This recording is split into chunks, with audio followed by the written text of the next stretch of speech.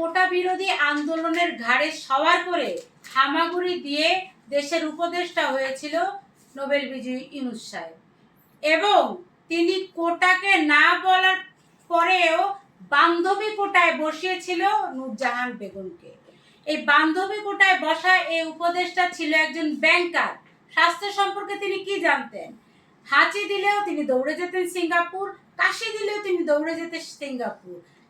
সেই নূরজাহান বেগম বাংলাদেশের স্বাস্থ্য খাতে বরাদ্দকৃত অর্থ দিয়ে এখন ডুপ্লেক্স বাড়ি বানাচ্ছে। দেখেন, আমাদের দেশে মন্ত্রী বলছেন যে হাসিনা সরকার 8 বছর আগ থেকে আর টিকা দেওয়া বন্ধ করে দিয়েছে।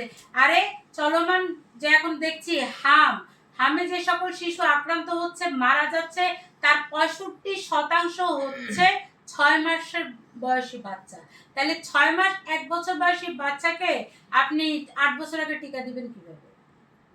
কাদা ছুড়াছুড়ি রাজনীতি না করে এটা সংকটের সমাধান চাইবো আমরা।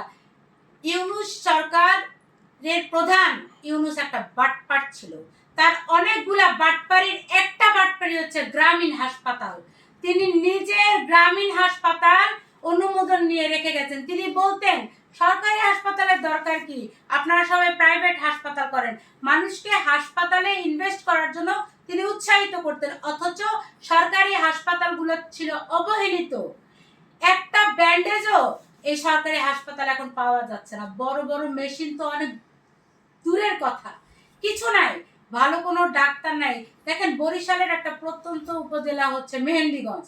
মেহেন্দিগঞ্জ থেকে বরিশালে যেতেই লাগে 2 থেকে 2.5 ঘন্টা, 3 ঘন্টা। যদি আপনি একবার লঞ্চ ফেল করেন, আরেকটা লঞ্চ আপনি পাবেন না। সেই মেহেন্দিগঞ্জে 200 শয্যাশায়ী একটা হাসপাতাল, 200 লোকের বেডের, এর বাইরে আর কোনো সরকারি হাসপাতাল নাই।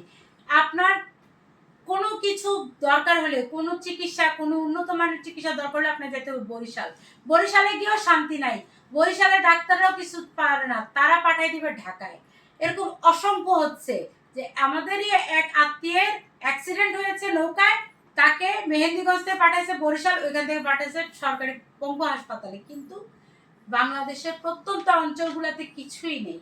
আমরা বর্তমানে যে সরকারের যে স্বাস্থ্য মন্ত্রী আছেন, তার প্রতি উদাত্ত আহ্বান জানাবো যে আপনি কাদা ছুড়াছুড়ি বন্ধ করে অমুকে কি করে নাই, কি করেছিল, করোনার সময় টিকা দিয়েছিল, দেয় নাই, এগুলা বলা বন্ধ করে আপনি প্রত্যেকটা হাসপাতালে সব রকমের সুযোগ সুবিধা সরবরাহ করা শুরু করবেন। এখন থেকে কাজ শুরু করতে হবে, শুধু টিকা না। কেন, শেখ হাসিনার আমলে তো টিকার জন্য বরাদ্দ ছিল, এখন আপনি নতুন টিকা এনে আপনার ট্যাগ ভরানোর চিন্তা করছেন?